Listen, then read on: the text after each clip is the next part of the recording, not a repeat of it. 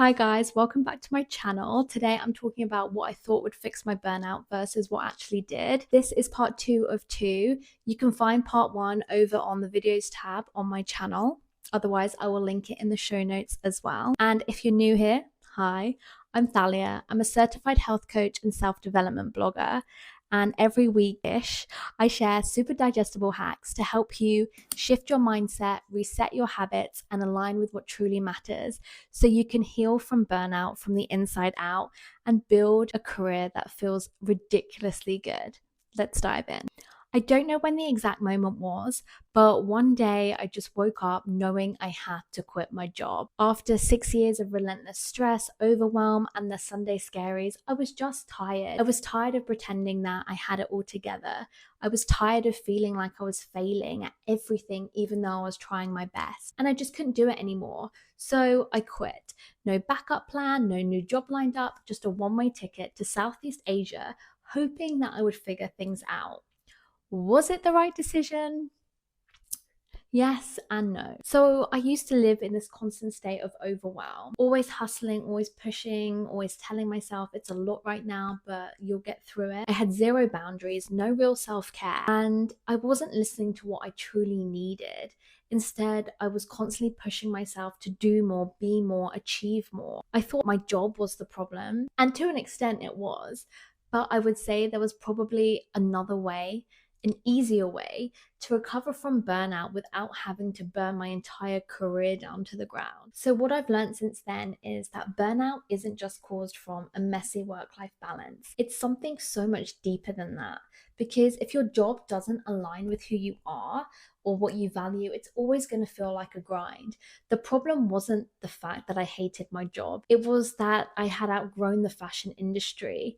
I no longer vibed with the work that I was doing. I no longer respected the people that I was working with, and I didn't even respect the person that I had become. Quitting gave me space, but it didn't give me the direction that I needed. What actually really worked was figuring out what truly mattered to me and aligning with my core values. Because when you know what you truly value in life, you can build a career that doesn't just look good on the outside, but feels really good on the inside. I want you to start thinking about core values like your guiding principles, that North Star. When you know what your foundational pillars are, you can make choices based on them rather than constantly coasting or second guessing your way through life because you want to please others. So this one is definitely the most popular solution, especially if you are 26, 27 or 28.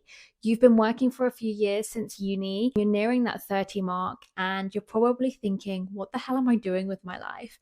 I feel like there is such a big narrative to enter that eat, pray, love era and book a flight halfway across the world to find yourself. I definitely fell for it, but mine was more inspired by Cheryl Strayed in Wild because I did a lot of hiking. But after backpacking across Southeast Asia by myself for 5 months and dropping an unhealthy 10K in the process, I came home feeling more lost than ever. Yes, it was the trip of a lifetime. Yes, I made memories that I will never forget. But traveling did not fix me or my burnout. I didn't come back with a 5-year plan, a dream career up my sleeve, or some magical sense of clarity. Because yes, you can escape your life, but you can't escape yourself. You can't escape what's up here. And that was the biggest realization for me. It wasn't just my job that was burning me out. It was about who I had become. The constant self-doubt, the lack of self-worth, the fact that I didn't respect myself. I had low self-esteem. I felt insecure. I was really stuck in a cycle of self-hate and I couldn't get out of it.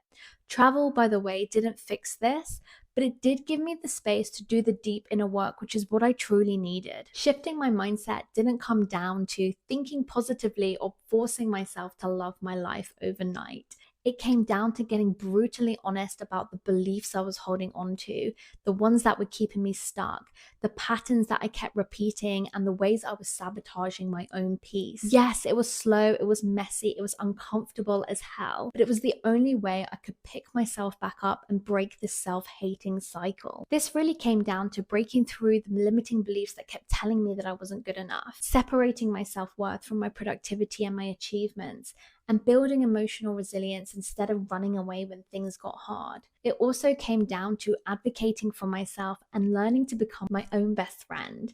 This was definitely the hardest, but also the most rewarding. I didn't do therapy, I just journaled a lot. But if you do find yourself stuck in this tough space, I 10 out of 10 recommend, or even working with a health coach like me. Details for that are in the show notes. So there you have it. I generally thought that bed rotting my way through weekends, quitting my job, and getting on a one-way flight would fix my burnout. But it didn't. Real healing doesn't come from running away. It comes from slowing down, doing the messy inner work, and building a life you don't need to escape from. And in next week's video, I'll be sharing the exact method I used to get me there. Hit that subscribe button so you don't miss it, and I'll see you then.